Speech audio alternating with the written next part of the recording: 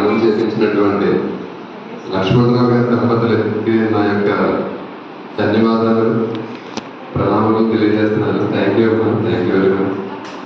అలాగే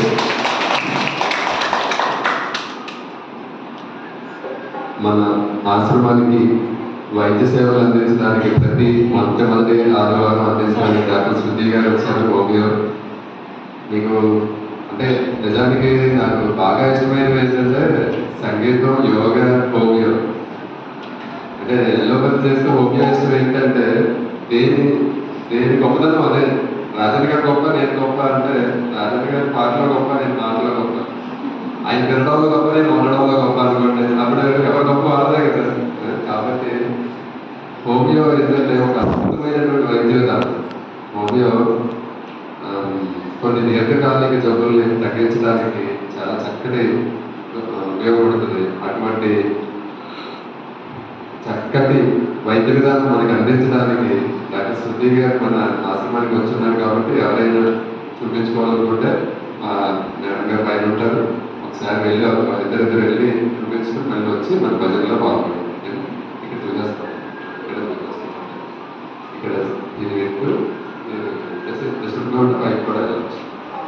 పైన ఏర్పాటు చేశారు కదా, చూపించుకోండి. అలాగే మన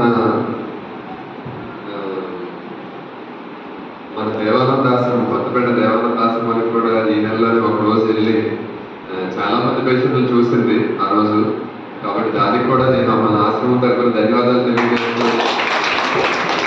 ఆ అమ్మాయికి ఇంకా మంచిగా ఎంతో సేవ చేసే భాగ్యాన్ని భగవంతుడు ఇవ్వాలని, అలాగే మంచి ఆయురారోగ్యాలు, చక్కటి యొక్క వైద్యంలో మంచి గుర్తింపు తీసుకొచ్చి మనకి ఆశ్రమానికి ఇంకా ఎన్నో మంచి పనులు చేయాలని నేను మనస్ఫూర్తిగా కోరుకుంటున్నాను. అది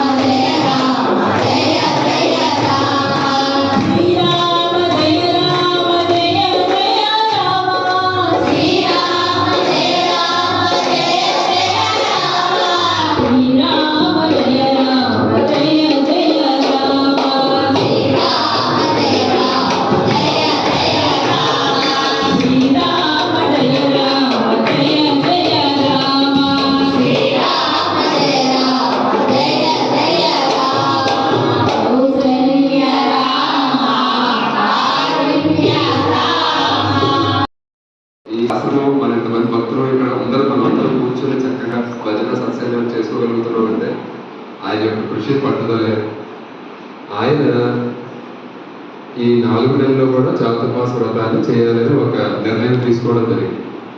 చాలా ప్రదేశాల్లో చాతుర్మాసం అనేది ఈ రోజు నుంచి మొదలు పెట్టారు. శుద్ధ ఏకాదశి, ఆషాఢ శుద్ధ ఏకాదశి రోజు నుంచి చాతుర్మాస వ్రతం చేస్తారు. కానీ మన శివానంద ఆశ్రమం గురు పరంపరగా భాగంగా గురు పౌర్ణమి రోజు నుంచి చాతుర్మాస వ్రతం చేయాలని ఒక నిర్ణయం మన గురువులు తీసుకోవడం జరిగింది. అందుకని దాన్ని అనుసరిస్తూ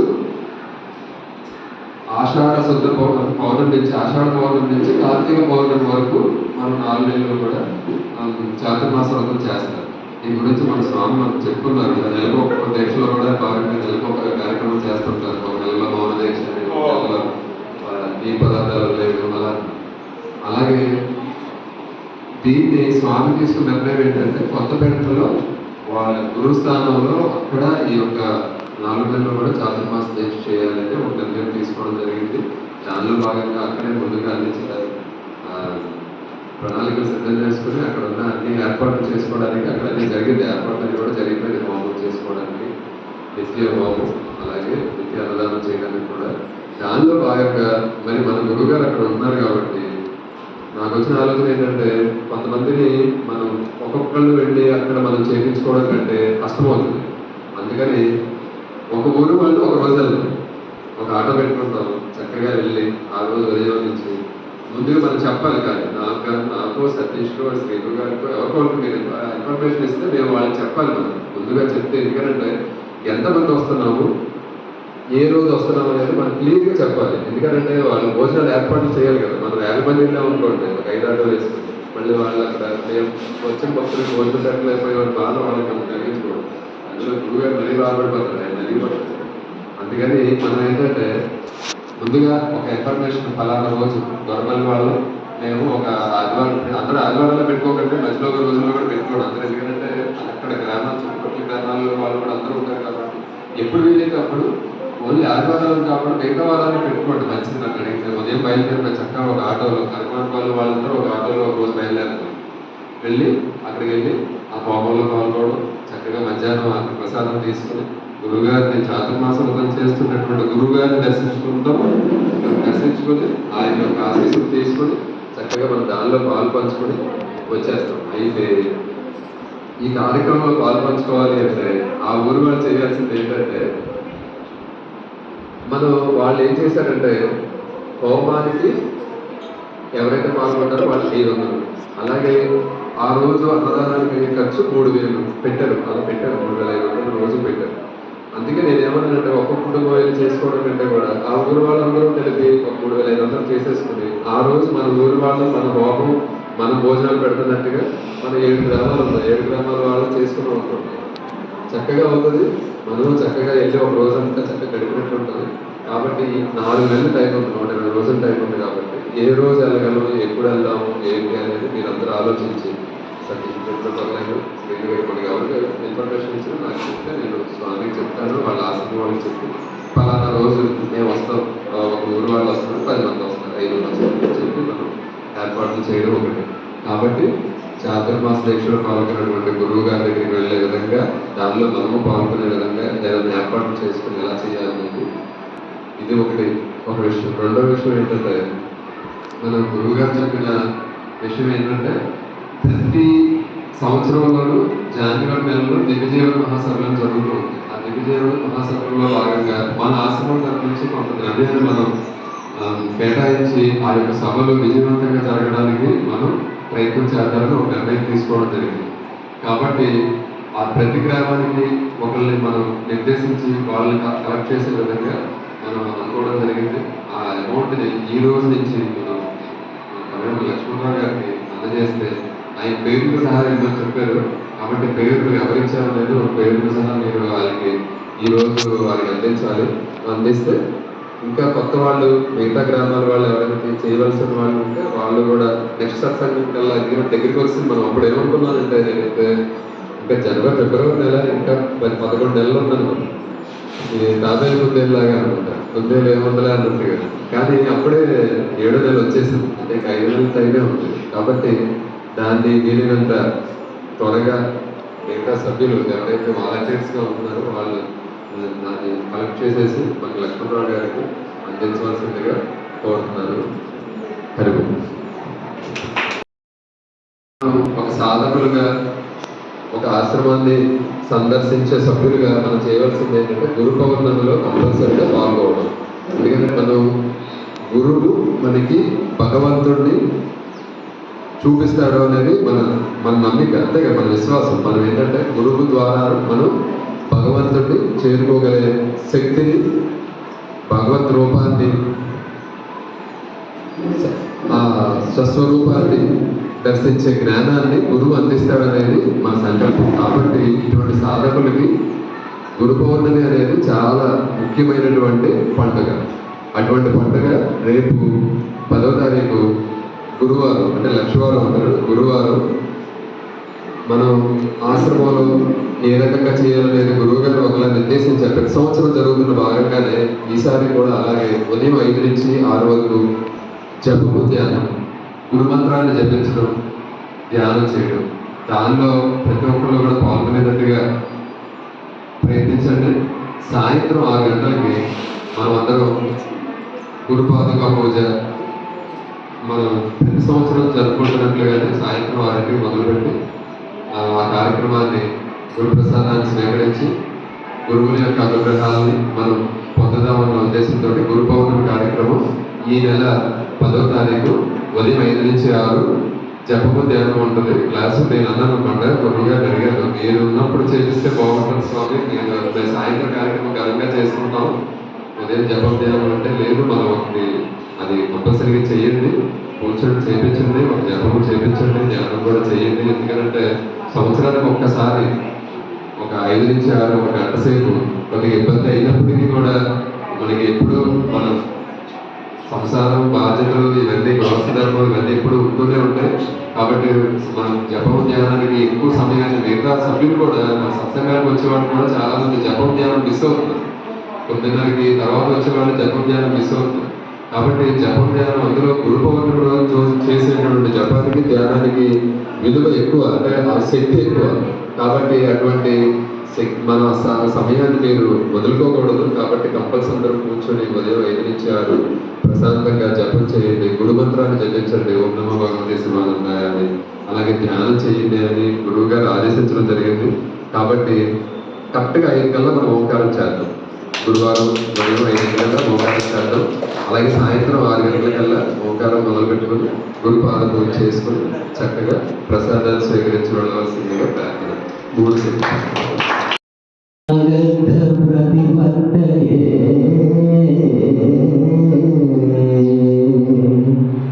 జగదపితరౌ వందే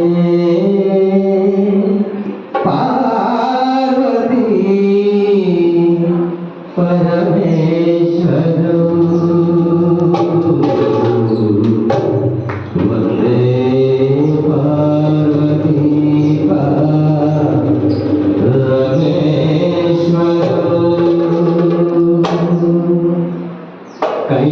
కైలాసవాసవో నీలకంఠ మాపై దయ చూపి కరుణమ్మ కంఠ.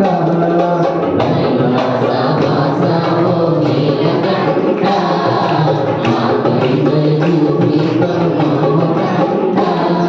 కైలాసవాసవో నీలకంఠ మాపై దయ చూపి కరుణమ్మ కంఠ.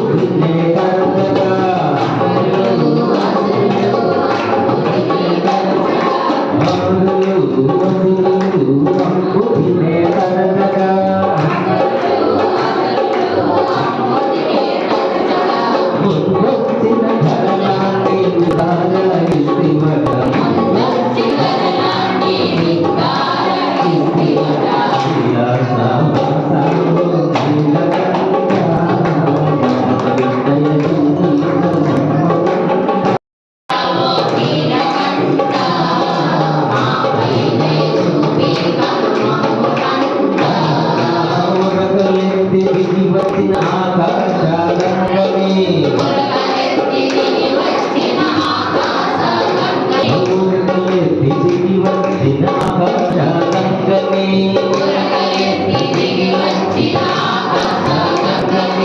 అవలీలగ శిఖలోనే బంధించినావట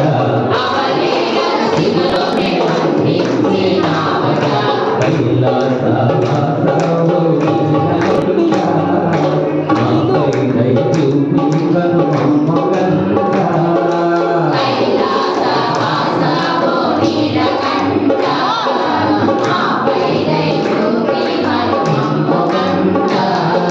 ఆగ్రహంతో దహించగ ఆ బాలుని శిరపుని, ఆగ్రహంతో దహించగ ఆ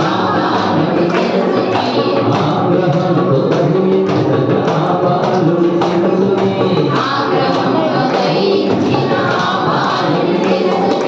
గజముఖమును అధిగించి బ్రతికించినావట.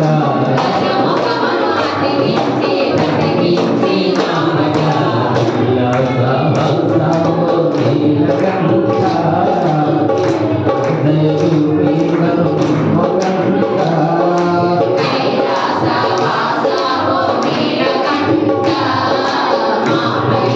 చూపి కరుణమ్మగంట. మానవుల దానవుల అని భేదాలెంతకనే,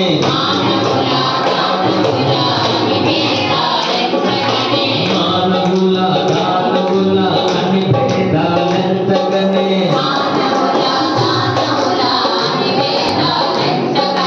మెప్పించిన భక్తులకు గొప్ప వరాలిస్తివట.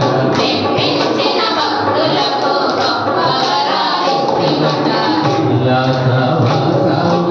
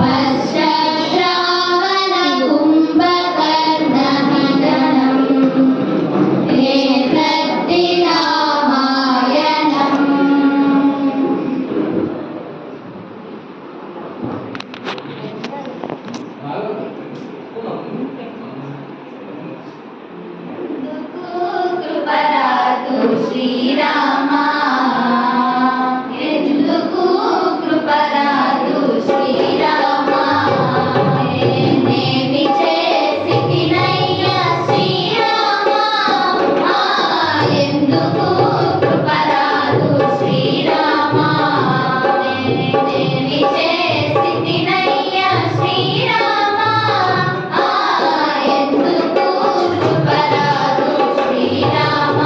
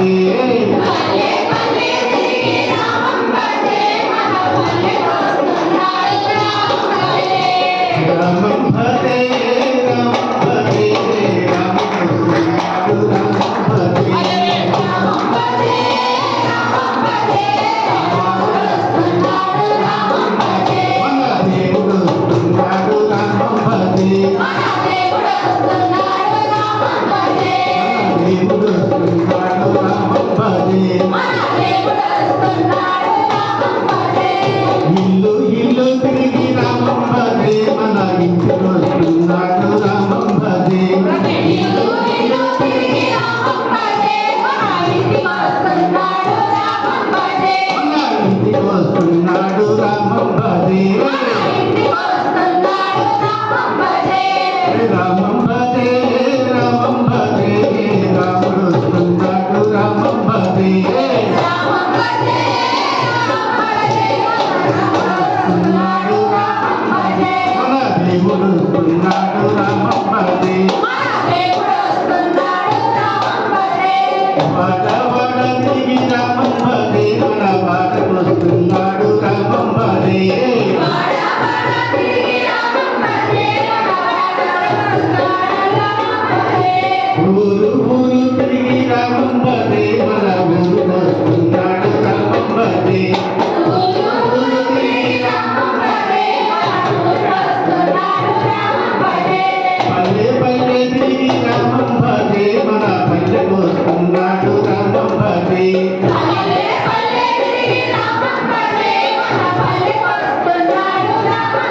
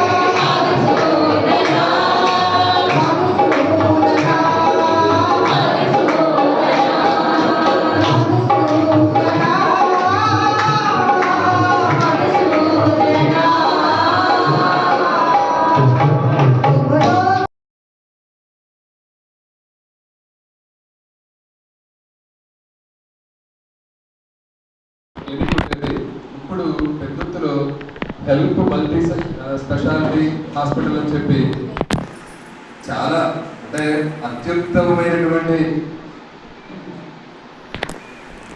నాణ్యత ఉన్నటువంటి పరికరాలతో కూడినటువంటి ఒక మంచి హాస్పిటల్ మన పెద్దలో చంద్రశేఖరవాడలో పెట్టారు.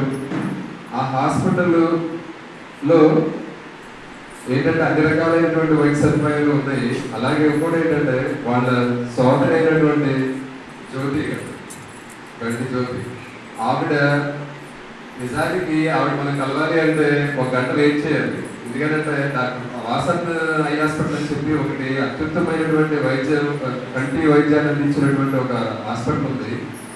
దానిలో ఆవిడ చీఫ్ సర్జన్గా ఉన్నారు. అక్కడ అత్యుత్తమైనటువంటి వైద్య సేవలు అందించే ఆవిడ సొంతంగా ఇప్పుడు ఇక్కడ మల్టీ స్పెషాలిటీ హాస్పిటల్లోనే ఒక ఫ్లోర్ అంతా ఆవిడ కంటికి సంబంధించినటువంటి సమస్యలు చూస్తున్నారు. అయితే మీరు ఈరోజు మన ఆశ్రమానికి రావడానికి గల కారణం ఏంటంటే మీ హస్బెండ్ గంటి శ్రీనివాస్ గారు. నేను కొంచెం కంగారుగా చెప్పేస్తాను మీకు. ఈవిడ కృష్ణ విజయ గారు ప్యాథాలజిస్ట్. ఈవిడ ఇప్పుడు మనకి గాయత్రిలో చేస్తున్నారు. అయితే వీళ్ళు కట్టిన హాస్పిటల్లో మన ఆశ్రమానికి కొలాబరేట్ అయ్యి ఒక టైఅప్ అయ్యి ఒక రకమైనటువంటి మంచి ఒక సూచన చేశారు.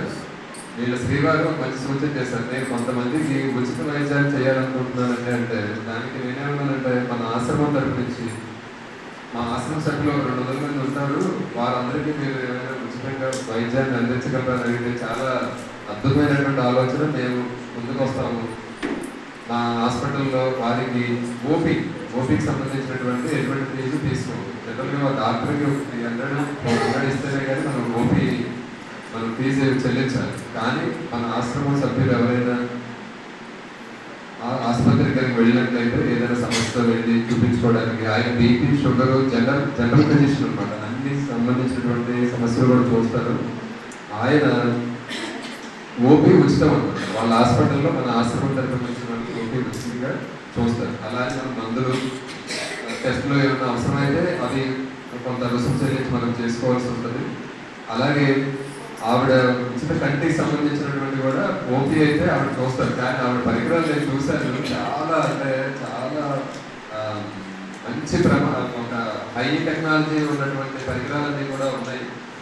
వాటితో ఒక సర్జరీస్ చేసే విధానం కూడా ఏంటంటే చాలా హై టెక్నాలజీ తోటి సర్జరీ చేసే విధానం కూడా చేస్తారు. ఇటువంటి సదుపాయాలను మన ఆశ్రమం తరఫున వచ్చి వెళ్ళి సర్జరీస్ చేస్తాం. అంటే నాకు అనిపించింది మనం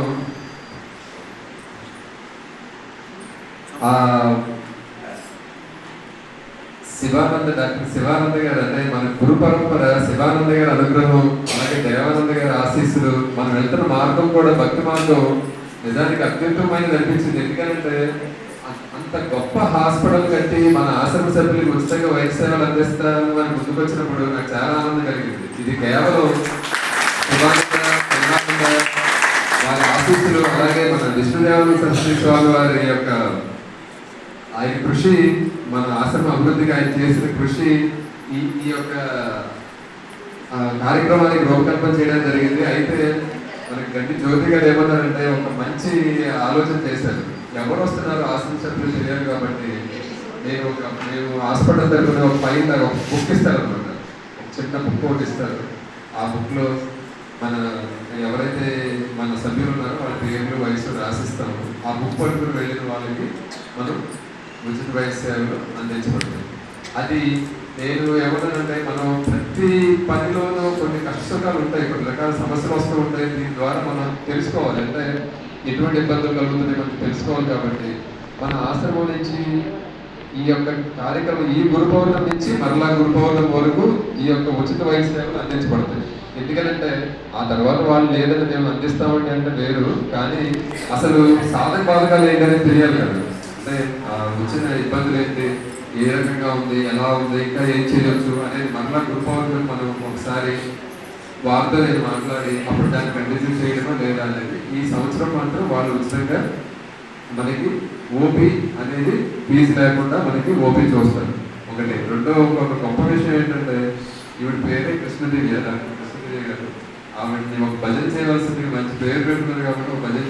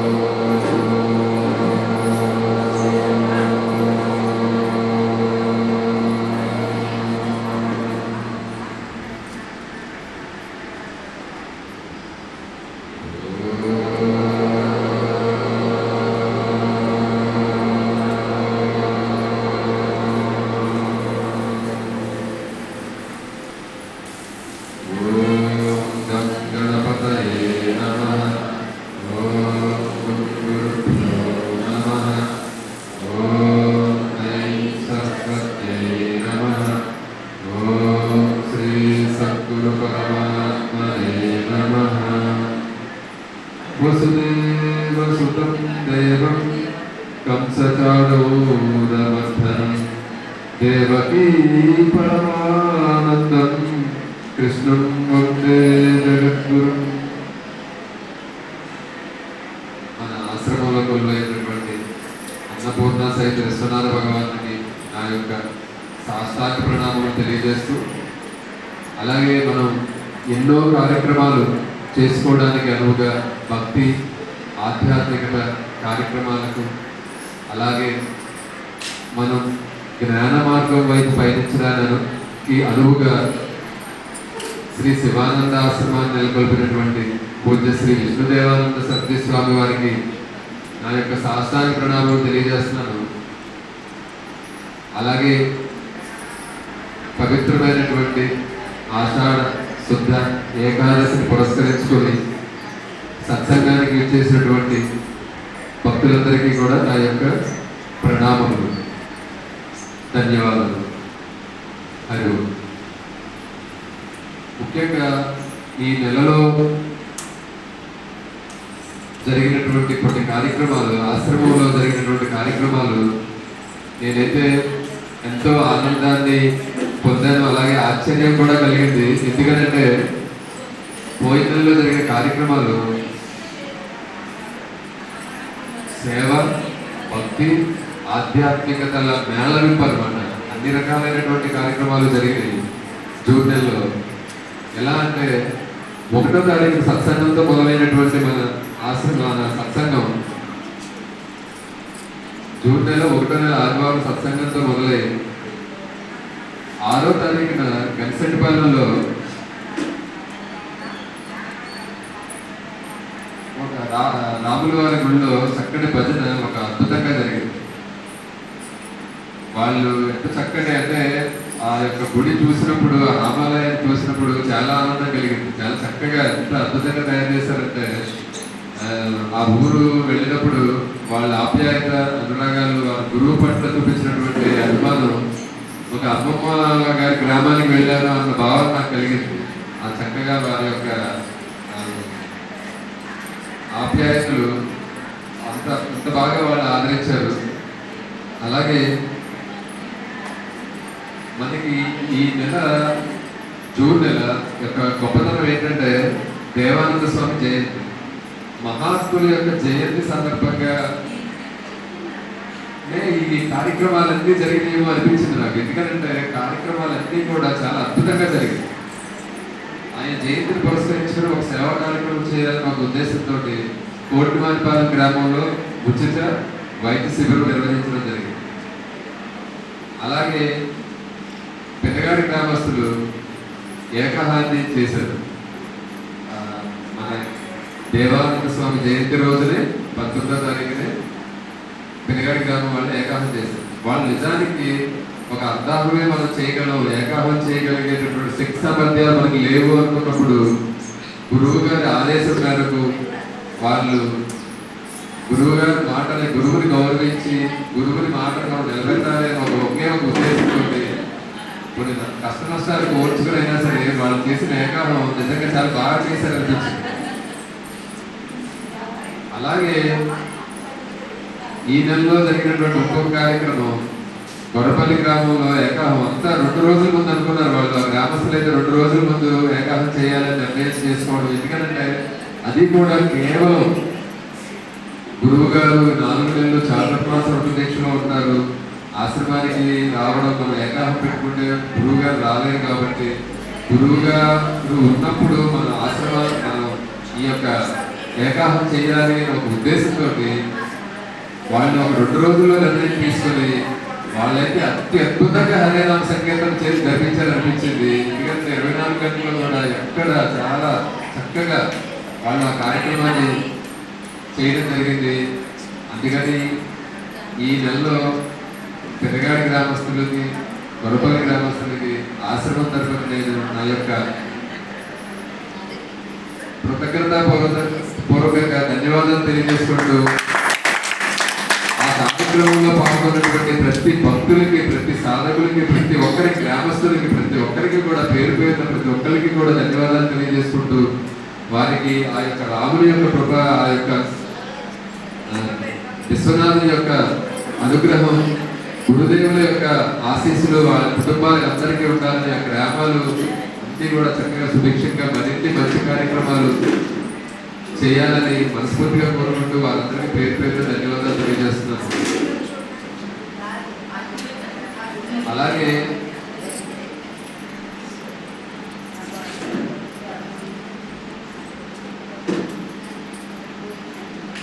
మనం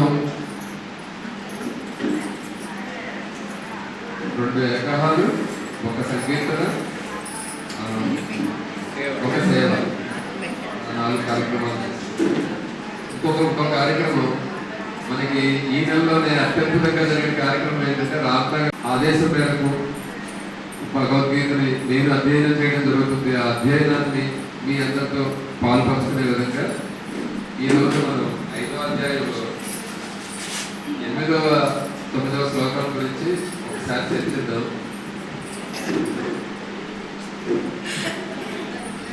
శ్రీకృష్ణ పరమాత్మ అత్యద్భుతమైనటువంటి శ్లోకాలను మనకు అందిస్తూ దానిలో భాగంగా నైవ కించిత్ కరోమీతి యుక్తేవ మన్యేవ తత్వవి పశ్యన్ శృణ్వన్ స్పృశన్ జిగ్రన్ అస్రన్ గచ్చన్ స్వపన్ శ్వసన్ ప్రలపన్ విసృజన్ గృహన్ ఉన్మిషన్ నిమిషన్ నపి ఇంద్రియాణేషు వర్తంత ఇది ధారయన్ అంటారు.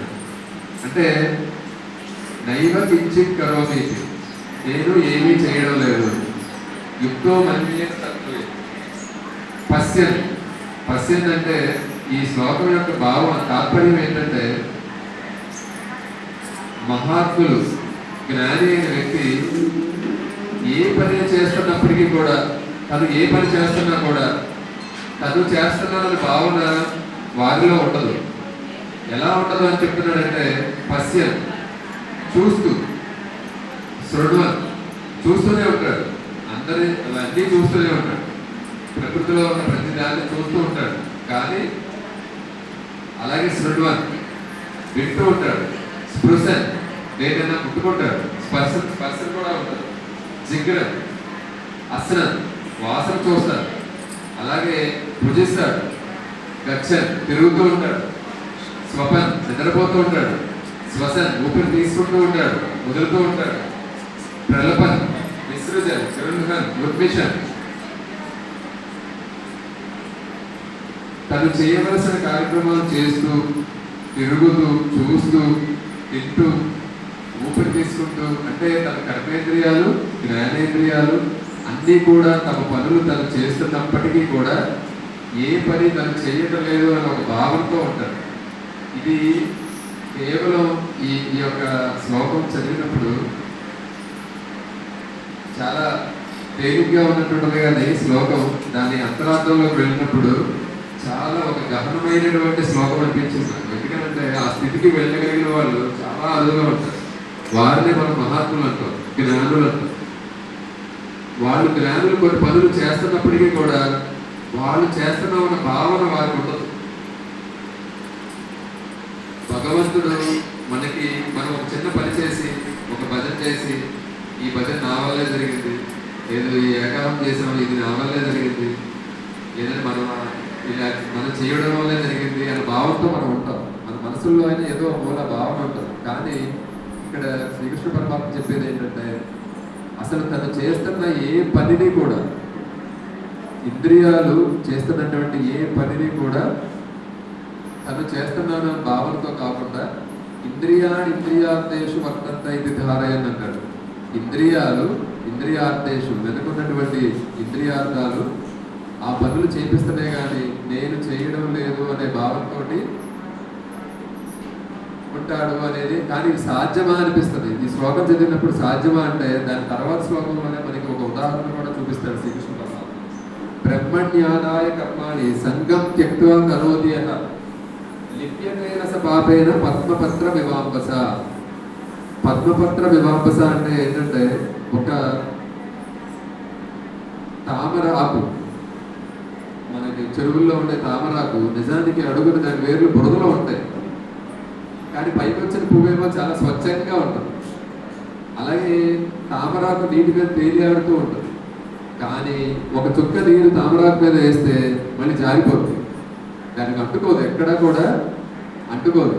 వెంటనే మనకి అది ఈ శ్రీకృష్ణ పరమాత్మ చెప్పినటువంటి అది సాధ్యమేనా అని మనకి ఎప్పుడైతే ఒక శంక కలుగుతుందో ఆ శంకను నివృత్తి చేయడం కోసం శ్రీకృష్ణ పరమాత్మ వెంటనే ఒక ఉపమానాన్ని కూడా మనకి చూపించారన్నమాట.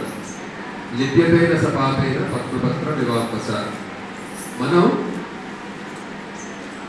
ఆ తామరాకుని నిజంగా ఏ రకంగా తామరాకు నీటిని అందుకోవడం లేదో మనము కూడా మనం చేసినటువంటి కర్మలని కర్తృత్వాన్ని గోతృత్వాన్ని త్యజించి నేను చేస్తున్నాననే భావన కానీ నేనే చేయగలననే భావనను తీసేసి కేవలం పరమాత్మ కృప చేత గురువుల యొక్క అనుగ్రహం చేత చేస్తున్నామనే భావన పెంపొందించుకోవాలి. కానీ ఇది ఎప్పుడు సాధ్యమో అంటే కేవలం గుడికి వెళ్ళి ఒక దేవుని మనం పూజలు చేయడం వల్ల జరగదు. ఒక గురువుని ఆశ్రయించి ఆ గురువు ద్వారా మనం ఒక ఉపదేశాన్ని పొంది వారి నుంచి కొన్ని రకాలైనటువంటి శిక్షణలు పొందిన తర్వాతే మనం ఆ స్థాయికి ఆ శక్తిని మనం పొందగలం.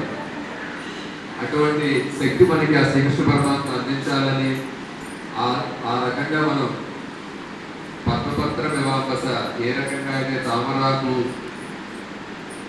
నీటి పొట్టుని ఎలా అయితే అంటించుకోదు మనం అలాగే మనం చేస్తున్న కర్మలని మనం చేస్తున్నామన్న అహంకారంతో మమకారంతో కాకుండా కేవలం దైవ కృప చేత గురు కటాక్షం చేత మనం ఆ కార్యక్రమాలు చేయగలుగుతున్నామన్న ఉద్దేశంతో దాన్ని మనం పెంపొందించుకుంటూ అటువంటి సాధన పెంపొందించుకునే విధంగా మనం చేసుకోవడం ద్వారా మనం అందరం కూడా తరించవచ్చని నాకు అనిపించింది.